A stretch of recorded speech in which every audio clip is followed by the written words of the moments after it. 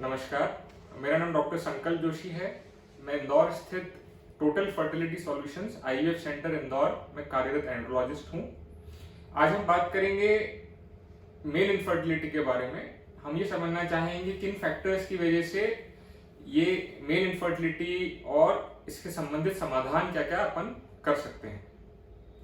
किसी भी बीमारी या कंडीशन को समझने के लिए हमें ये जानना जरूरी है कि नॉर्मल प्रक्रिया क्या होती है, नॉर्मल संरचना क्या है और उसमें किस लेवल पे एक कंडीशन होने की वजह से हमें मेल फैक्टर कंपोनेंट उसको डेजिग्नेट करना पड़ता है। नॉर्मल संरचना में जो पुरुष है उसमें उनका जो लिंग है वो पेशाब का रास्ता और वीर्य प्रेषित करने के लिए इस्तेमाल किया जाता है, लेकिन महिला में ये पेशाब का रास्ता और योनि अलग अलग दी हुई है। इसीलिए पुरुष में अगर कोई यूरोलॉजिकल प्रॉब्लम भी होगी तो वो इनफर्टिलिटी को इफेक्ट कर सकती है। इसलिए मेल इनफर्टिलिटी के इवैल्यूएशन सिर्फ टेस्टिस इवैल्यूएशन, हार्मोनल इवैल्यूएशन या स्पर्म इवैल्यूएशन के अलावा हमको यूरोलॉजिकल प्रॉब्लम्स को भी समझने के लिए इवैल्यूएशन इंडिकेट या रिकमेंड करना पड़ता है। नॉर्मल फर्टिलिटी या नॉर्मल संतान होने के लिए अगर किसी कपल ने 1 साल तक रेगुलर संबंध रखा है और उसके बाद भी उनको संतान नहीं हो रही है, उस कंडीशन में हम लोग इवैल्यूएशन, फर्टिलिटी इवैल्यूएशन की सलाह देते हैं। एक निर्धारित मात्रा में शुक्राणु अच्छे बने, नॉर्मल शुक्राणु, अच्छी चाल वाले शुक्राणु जब महिला में छोड़े जाते हैं संबंध के दौरान, तब वो अंडे से जाके मिलते हैं और गर्भ में बच्चा ठहरता है। ये नॉर्मल प्रक्रिया होती है।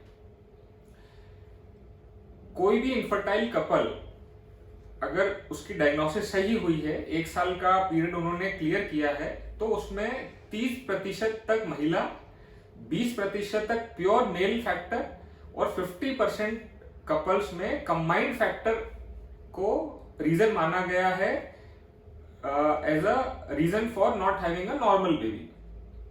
इसीलिए जब भी मेल फैक्टर का जो इवैल्यूएशन हम स्टार्ट करते हैं वो बेसलाइन सीमन एनालिसिस से स्टार्ट करते हैं।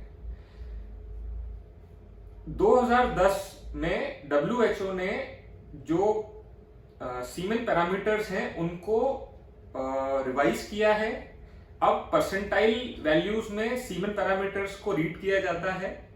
इसीलिए आज के दौर में आधुनिक लैब जो कि WHO के 2010 मानकों को मानती हैं, वहां पर सीमन एनालिसिस कराना रिकमेंड किया जाता है। सिंगल सीमन पैरामीटर से कभी भी लेबल करना गलत होता है। 1 हफ्ते के अंतराल पे या 2 हफ्ते के अंतराल पे प्रॉपर एब्स्टिनेंस के बाद और बिना history of any chronic fever या क्रॉनिक इलनेस को रूल आउट करने के बाद ही सीमन पैरामीटर्स को रीड करके और उससे कंक्लूड करना सही रहता है। कभी कभी किसी को 2-3 हफ्ते पहले बुखार आया होता है या कुछ स्ट्रेस में वो होता है और 90 डेज की स्पर्म साइकिल में अगर हम उसके कॉम्प्रोमाइज पैरामीटर्स को फैक्टर मानेंगे तो वो कपल एक रॉन्ग डायरेक्शन में लैंड करता है। इसलिए हमें बहुत एहतियात से प्रॉपर हिस्ट्री के बाद ही सीमन पैरामीटर्स को रीड करना चाहिए। सीमन पैरामीटर्स में भी जो WHO के गाइडलाइंस हैं उसमें मोर देन 15 मिलियन पर ml अगर काउंट्स हैं, उनकी मोटिलिटी अच्छी है, उनका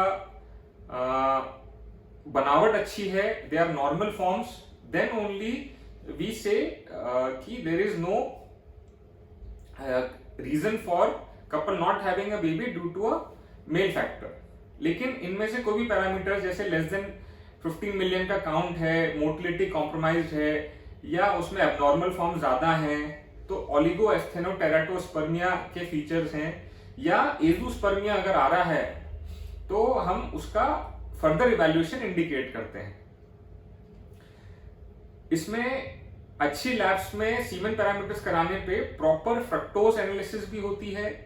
फ्रक्टोज पॉजिटिव होना अलग चीज दर्शाता है, नेगेटिव होना अलग चीज दर्शाता है।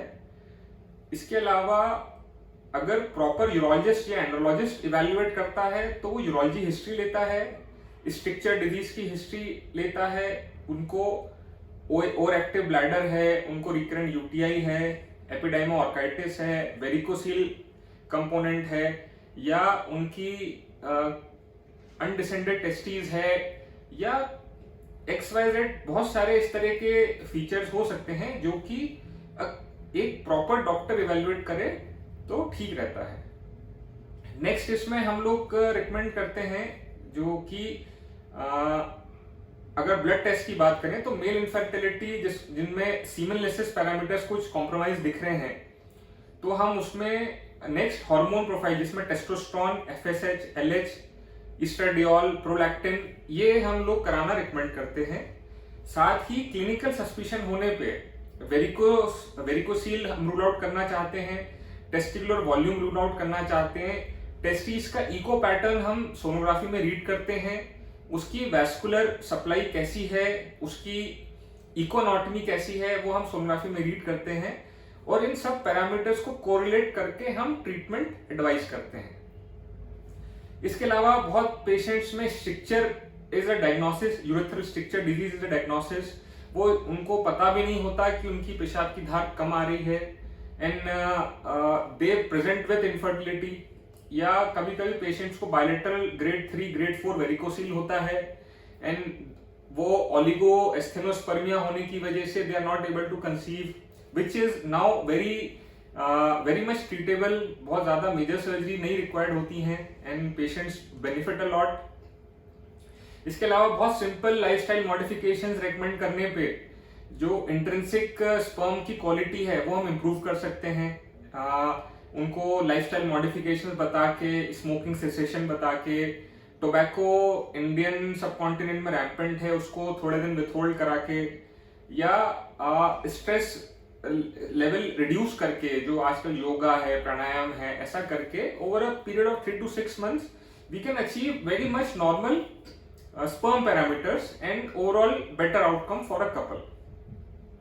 नेक्स्ट इसमें जैसे हम लोग का सेंटर IVF फुली इक्विप्ड है, हम लोग यहाँ पर जो पेशेंट एजोस्पर्मिया होते हैं या जिनका ये नॉन सर्जिकल ट्रीटमेंट एडवाइस करने के बाद भी वो अचीव नहीं हो रहा, उसमें हम लोग ICSI टेक्निक यूज करके जो बेस्ट स्पर्म्स होते हैं, those are visible under our microscope, we use only दो sperms, we use them for ICSI technique, and हम 8 से 10 एम्ब्रियोज बना के over a period of 2 or 3 cycles we plan to give a good results to our couple.